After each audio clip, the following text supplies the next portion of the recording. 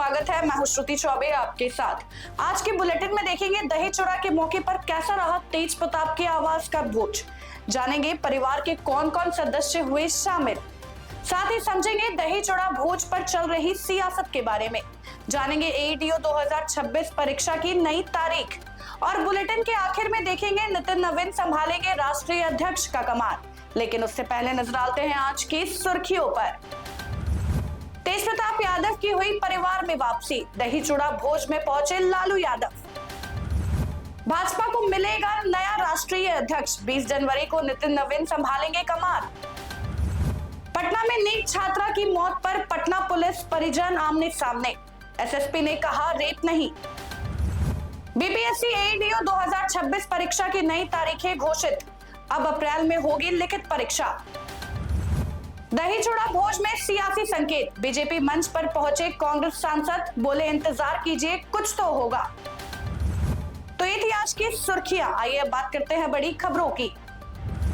मकर संक्रांति के मौके पर तेज प्रताप यादव के आवास पर आयोजित दही चूड़ा भोज में राजनीति से ज्यादा परिवार की बात होती नजर आई। 7 महीने बाद तेज प्रताप के घर पहुंचे राजद सुप्रीमो लालू प्रसाद यादव और बिहार के राज्यपाल आरिफ मोहम्मद खान एक साथ अगल बगल बैठे नजर आए हैं। जबकि तेज प्रताप यादव के छोटे भाई तेजस्वी यादव के इस भोज में शामिल नहीं होने से अटकलें तेज हो गई है। आइए देखिए पूरी खबर। पटना में मकर संक्रांति के मौके पर आयोजित एक दही चूड़ा भोज ने बिहार की राजनीति में नई हलचल पैदा कर दी है। यह भोज था जनशक्ति जनता दल के नेता तेज प्रताप यादव के आवास पर। लेकिन इसकी गूंज सिर्फ पारिवारिक दायरे तक सीमित नहीं रही, बल्कि सियासी गलियारों तक साफ सुनाई दी। इस कार्यक्रम की सबसे अहम तस्वीर तब सामने आई जब आरजेडी सुप्रीमो लालू प्रसाद यादव और बिहार के राज्यपाल आरिफ मोहम्मद खान एक साथ अगल बगल बैठे नजर आए। दही चूड़ा, तिलकुट और पारंपरिक व्यंजनों के बीच यह दृश्य अपने आप में कई राजनीतिक संकेत दे गया। भोज के दौरान तेज प्रताप यादव खुद मेहमानों की अगवानी करते दिखे। उन्होंने पिता लालू यादव और राज्यपाल को शॉल भेंट कर सम्मानित किया। तस्वीरों में साफ दिखा कि हर छोटी बड़ी व्यवस्था पर तेज प्रताप यादव की खुद नजर थी। खास बात यह रही कि लालू यादव ने अपनी सेहत का विशेष ध्यान रखा। तेज धूप से बचने के लिए उन्होंने चेहरे पर तौलिया रख ली। अस्वस्थ होने के बावजूद लालू यादव का बेटे के घर पहुंचना सियासी तौर पर बेहद अहम माना जा रहा है। दरअसल बिहार विधानसभा चुनाव से पहले लालू यादव ने सोशल मीडिया पोस्ट के जरिए तेज प्रताप यादव को परिवार और पार्टी से बाहर करने का ऐलान किया था। ऐसे में इस भोज में उनकी मौजूदगी को पारिवारिक रिश्तों में जमी बर्फ के पिघलने के संकेत के तौर पर देखा जा रहा है। हालांकि इस पूरे आयोजन में सबसे ज्यादा चर्चा रही नेता प्रतिपक्ष तेजस्वी यादव की गैर मौजूदगी की। तेजस्वी भोज में शामिल नहीं हुए। जब इस पर सवाल किया गया तो तेज प्रताप ने तंज कसते हुए कहा कि तेजस्वी देर से सोकर उठते हैं, इसलिए शायद देर से आएंगे। इस बयान को राजनीतिक गलियारों में दोनों भाइयों के बीच जारी तलखी से जोड़कर देखा जा रहा है। कार्यक्रम में तेज प्रताप के मामा साधु यादव भी मौजूद रहे। उन्होंने कहा कि वे चाहते हैं कि लालू परिवार फिर से एकजुट हो और तेज प्रताप की घर वापसी हो। वहीं पूर्व केंद्रीय मंत्री पशुपति पारस ने इस मौके को लेकर बड़ा बयान दिया। उन्होंने कहा कि मकर संक्रांति के साथ ही सारे ग्रह बदल रहे हैं और आज से बिहार की राजनीति में नया समीकरण बनेगा। अब सवाल यह है कि क्या यह दही चूड़ा भोज सिर्फ एक पारंपरिक आयोजन था या फिर बिहार की राजनीति में किसी बड़े बदलाव की पटकथा यहीं से लिखी जा चुकी है। जवाब आने वाले दिनों में सियासी घटनाक्रम तय करेंगे। क्या इस भोज के बाद तेज प्रताप यादव को लालू परिवार अपनाएगा? अपनी राय हमें कमेंट सेक्शन में जरूर बताएं। पटना में नीट की तैयारी कर रहे एक छात्रा की मौत अब कई सवाल खड़े कर रहे हैं। हॉस्टल के कमरे में मिली छात्रा की लाश को लेकर परिवार और पुलिस के दावे अलग अलग हैं। परिजन इससे रेप के बाद हत्या बता रहे हैं, जबकि पुलिस अभी इसकी पुष्टि नहीं कर रही है।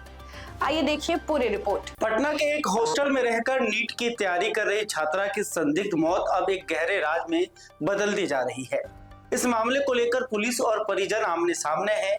जहां परिजन इसे रेप के बाद हत्या बता रहे हैं, वहीं पुलिस अब तक की जांच में यौन उत्पीड़न की पुष्टि से इनकार कर रही है। परिजनों का आरोप है कि छात्रा के शरीर पर कई जगह चोट और खरोच के निशाने मिले हैं, लेकिन पुलिस इस पर संतोषजनक जवाब नहीं दे रही। पुलिस का कहना है कि इन चोटों और खरोचों के निशानों की वैज्ञानिक तरीके से जांच की जा रही है ताकि यह स्पष्ट हो सके कि यह निशान कैसे लगे।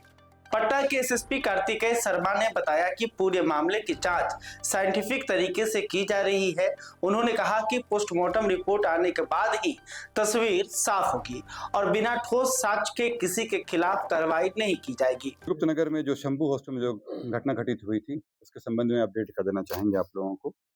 आप लोग अवगत हैं कि 9 तारीख को एक युवती जो वहाँ पे नीट की तैयारी कर रही थी वो बेहोशी की हालत में अपने कमरे में पाई गई थी, जिनको इलाज के लिए तुरंत हॉस्पिटल ले जाया गया था। उनके परिजनों को इन्फॉर्म किया गया था और उसके बाद 6 से 10 तक यह युवती जो है इलाजरत रही। स्थिति की गंभीरता को देखते हुए उनको मेदांता ले जाया गया था, जहाँ पे दुर्भाग्यवश उनकी मृत्यु हो गई। मृत्यु के पश्चात जो पुलिस का अनुसंधान वगैरह था वो पूर्व से चल रहा था, कांड दर्ज कराया गया था। इसमें जो डॉक्टर इनका इलाज किए थे, जो गायनेकोलॉजिस्ट थे और जो डॉक्टर्स ने प्रिस्क्रिप्शन वगैरह था वो सब पुलिस को प्राप्त हुआ है। इसमें जो अभी तक का हम लोग को आया है, जो डॉक्टर का रिपोर्ट है, जो डॉक्टर के द्वारा स्टेटमेंट दिया गया है, इसमें किसी भी तरह का सेक्सुअल एब्यूज़ की बात नहीं आई अभी तक। पोस्टमार्टम रिपोर्ट अभी नहीं मिला है। पोस्टमार्टम रिपोर्ट आने के बाद इस चीज़ पे पूर्ण विराम लगेगा, परंतु जो अभी तक का प्राइमा फेसी है डॉक्टर का रिपोर्ट, डॉक्टर के जो जांच कराए गए हैं, जो डॉक्टर का प्रिस्क्रिप्शन वगैरह है, विभिन्न डॉक्टरों के यहाँ पे जांच हुआ है, कहीं पे भी इस तरह की बात नहीं आई। पुलिस के मुताबिक 8 जनवरी को आई यूरिन रिपोर्ट में नींद की दवा के ओवरडोज की पुष्टि हुई थी। इसके अलावा छात्रा की सर्च हिस्ट्री में 24 दिसंबर और 5 जनवरी को नींद की दवा के असर और आत्महत्या से जुड़े सर्च मिले हैं, जिससे पुलिस को आशंका है कि छात्रा डिप्रेशन में थी। वहीं मृतिका के मामा ने इस पूरी घटना को सुनियोजित हत्या बताया है। उनका आरोप है कि कमरे में नींद की गोलियां रखकर मामले को डाइवर्ट किया जा रहा है और साक्ष्य मिटाए गए हैं। उन्होंने पुलिस पर हॉस्टल संचालक से मिली भगत और लेन देन का भी गंभीर आरोप लगाया है। परिजनों का कहना है कि छात्रा के कपड़े भी उन्हें नहीं सौंपे गए। बता दें कि सोमवार की रात पटना के कारगिल चौक पर शव रखकर प्रदर्शन किया गया। इसके बाद पटना पुलिस ने गांधी मैदान थाना में 6 नामजद और 150 अज्ञात लोगों के खिलाफ मामला दर्ज किया। हालांकि परिजन अब भी कार्रवाई से संतुष्ट नहीं है और शंभू हॉस्टल के संचालक के खिलाफ सख्त कार्रवाई की मांग पर अड़े हुए हैं। उनके समर्थन में स्वर्ण संगठन के युवा नेता भी उतर आए हैं। पुलिस की कार्रवाई के बारे में आप क्या कहना चाहते हैं, हमें कमेंट सेक्शन में जरूर बताएं। मकर संक्रांति का दही चूड़ा भोज, लेकिन कटिहार में यह भोज बन गया सियासी चर्चा का केंद्र। जब बीजेपी के मंच पर पहुंचे कांग्रेस सांसद तारिक अनवर और बोले इंतजार कीजिए कुछ तो होगा, तो बिहार की राजनीति में हलचल तेज हो गई। आखिर क्या संकेत है इस सियासी मुलाकात के, आइए देखते हैं पूरी रिपोर्ट। कटिहार में मकर संक्रांति का त्योहार इस बार खास रहा। बीजेपी एमएलसी अशोक अग्रवाल के आवास पर आयोजित दही चूड़ा भोज में कांग्रेस के वरिष्ठ नेता और सांसद तारिक अनवर मुख्य अतिथि के तौर पर पहुंचे। सांसद तारिक अनवर ने मंच से कहा कि मकर संक्रांति सिर्फ त्योहार नहीं बल्कि समाज को जोड़ने का पर्व है। उन्होंने साफ किया कि इस आयोजन को राजनीति से जोड़कर नहीं देखा जाना चाहिए।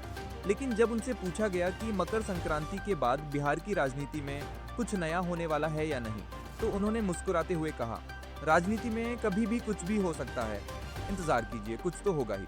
कुछ तो होगा ही। अभी तो पूरा साल बचा हुआ है और कुछ ना कुछ तो परिवर्तन होता ही रहता है। राजनीति में कभी भी कोई घटना हो सकती है, कोई परिवर्तन हो सकता है, इससे इनकार नहीं किया जा सकता। तारिक अनवर के इस बयान ने राजनीतिक हलकों में अटकलों को तेज कर दिया, खासकर इसलिए क्योंकि हाल ही में कांग्रेस के दही चूड़ा भोज में पार्टी के कई विधायक शामिल नहीं हुए थे। ऐसे में एक कांग्रेस सांसद का बीजेपी नेता के भोज में पहुंचना नए राजनीतिक समीकरणों की ओर इशारा करता नजर आ रहा है।